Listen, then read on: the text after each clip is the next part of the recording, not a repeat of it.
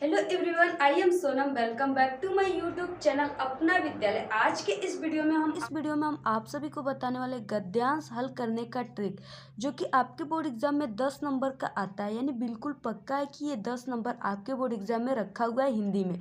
तो यहाँ पे हम आपको क्लास 12 हिंदी की गद्यांश किस तरीके से ट्रिक से हल करें, इस वीडियो में हम आपको बताने वाले। इससे पहले मैंने पद्यांश हल करने का ट्रिक बता चुके। अगर आप नहीं देखे तो चैनल पर वीडियो अपलोड है, वहाँ से जाकर देख सकते।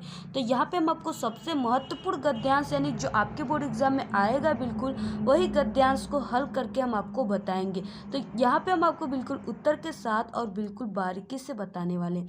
और इस तरीके से जैसे मैं बताऊंगी उस तरीके से अगर आप लोग लिखेंगे तो आपको बिल्कुल पूरे नंबर मिलेंगे।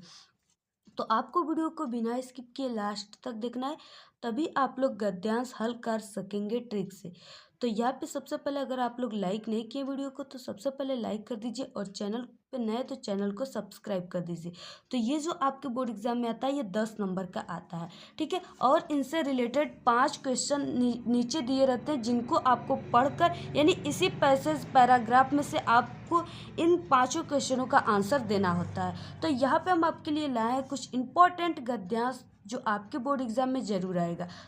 तो यहाँ पे देखिए जिस तरीके से दिया हुआ है इसी तरीके से आपके बोर्ड एग्जाम में भी पैराग्राफ दिया रहेगा, वो किसी भी चैप्टर का हो सकता है। तो आपको अगर पहचानने की ट्रिक याद है तो आप लोग इसको पहचान जाएंगे कि ये किस चैप्टर का है। अगर आपको नहीं आता तो हमारे चैनल पे वीडियो अपलोड है ट्रिक पहचानने की, वहाँ से आप लोग जाकर देख सकते हैं।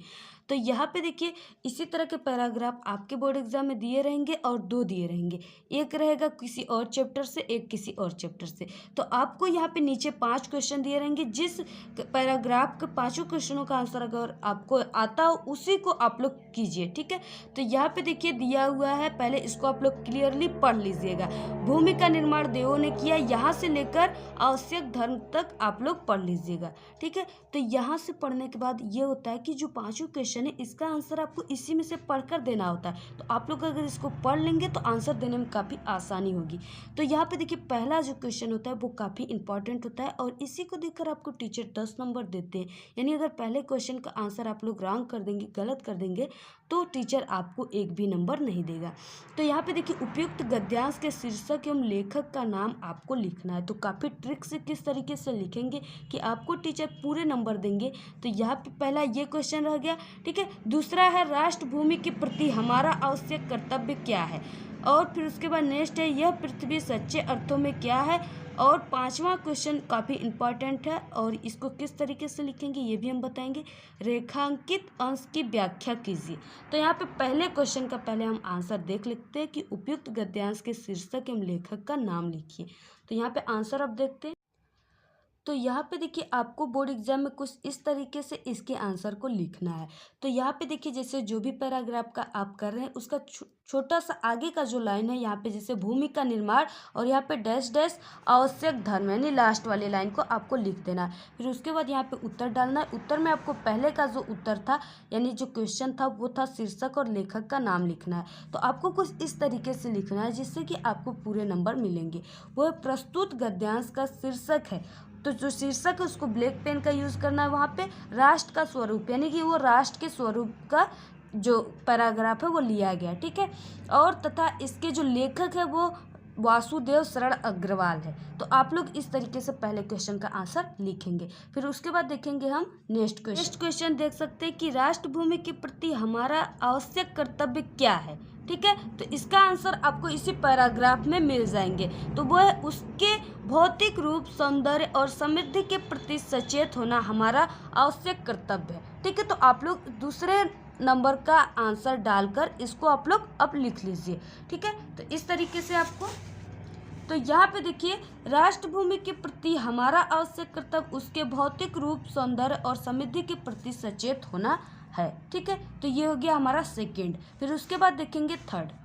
उसके बाद देखिए थर्ड क्वेश्चन जो है वो किस प्रकार की राष्ट्रीयता को लेखक ने निर्मूल कहा है, ठीक है। तो आपको इसी पैराग्राफ में इसका आंसर देखने को मिल जाएगा। तो यहाँ पे आप लोग देख सकते हैं कि इसका आंसर कुछ इस तरीके से, जो राष्ट्रीयता पृथ्वी के साथ नहीं जुड़ी है वह निर्मूल होती है, ठीक है। तो यही है इसका आंसर, आप लोग इसको लिख लीजिए।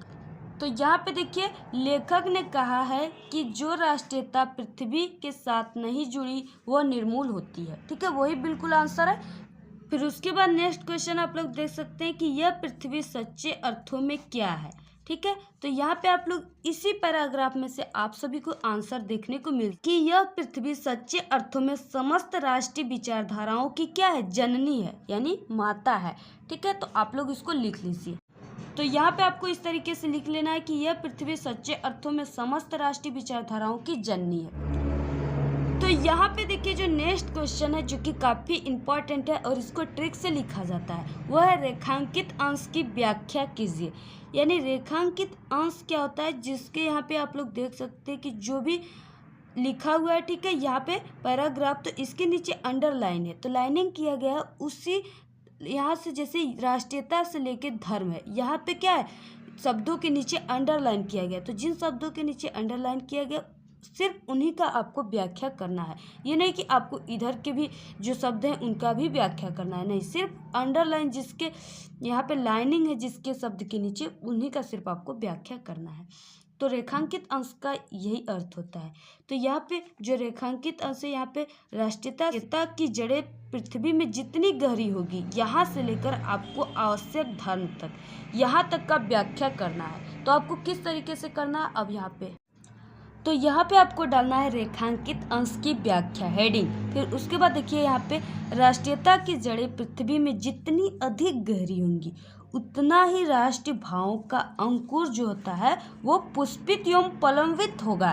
ठीक है, राष्ट्रीयता का आधार जितना अधिक सशक्त होगा, राष्ट्रीय भावनाएं भी उतनी ही अधिक क्या होंगी, विकसित होंगी।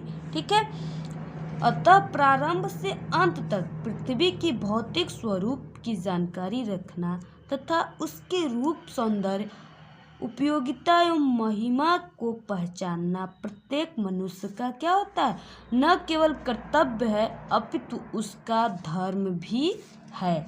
ठीक है, तो ये हो गया रेखांकित अंश की व्याख्या। आपको कुछ इस तरीके से इसके व्याख्या को करना है। तो यही हो गया गद्यांश हल करने की ट्रिक, यानी गद्यांश के प्रश्नों को आप लोग इसी तरीके से हल करेंगे तो आपके बोर्ड एग्जाम में आपको 10 में 10 पूरे नंबर मिलेंगे। तो इसी तरीके से हमने पद्यांश को भी हल करने का ट्रिक बताया और पहचानने की भी ट्रिक चैनल पे अपलोड है, वहाँ से आप लोग जाकर देख सकते हैं। तो आप लोग ज़्यादा से ज़्यादा वीडियो को लाइक कर दीजिएगा और ज़्यादा से ज़्यादा अपने फ्रेंड्स में शेयर कर दीजिएगा। कि इस वीडियो में इतना ही। आपको वीडियो कैसा लगा, वीडियो पसंद आए तो एक बड़ा सा लाइक कर दें, चैनल को सब्सक्राइब करके बेल आइकन को प्रेस कर दें, कमेंट करना बिल्कुल ना भूलें। Thank you, all the very best, bye bye.